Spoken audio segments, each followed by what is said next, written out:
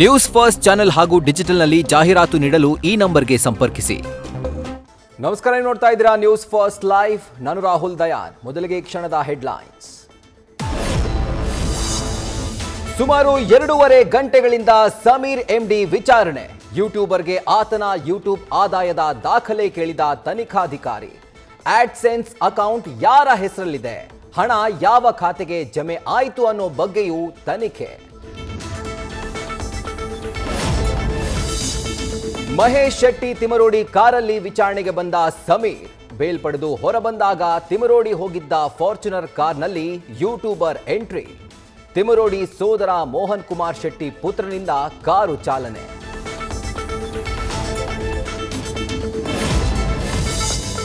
Rowdy ಶೀಟರ್ನ ಮಾನವ ಹಕ್ಕುಗಳ ಅಧಿಕಾರಿ ಅಂತ ಕರೆತಂದಿದ್ದ ಗಿರೀಶ್ ಮಟ್ಟಣ್ಣನವರ್. ಪ್ರಕರಣದ ಬಗ್ಗೆ ವಿಡಿಯೋ ನೋಡದೆ ರೌಡಿ ಶೀಟರ್ನ ಅಧಿಕಾರಿ ಅಂತ ಹೇಳಿದ್ದು ಆಘಾತಕಾರಿ ವಿಷಯ. ನ್ಯೂಸ್ ಫಸ್ಟ್ ವರದಿ ಬಳಿಕ ಹುಬ್ಬಳ್ಳಿ ಧಾರವಾಡ ಕಮಿಷನರ್ ಶಶಿಕುಮಾರ್ ಪ್ರತಿಕ್ರಿಯೆ.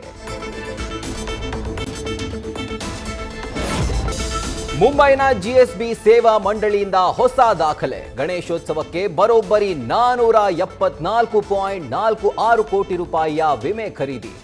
ಚಿನ್ನ, ಬೆಳ್ಳಿ ಆಭರಣಗಳು, ಸೇವಕರು, ಭಕ್ತರಿಗೂ ಇನ್ಶೂರೆನ್ಸ್ ಮಾಡಿರುವ ಮಂಡಳಿ.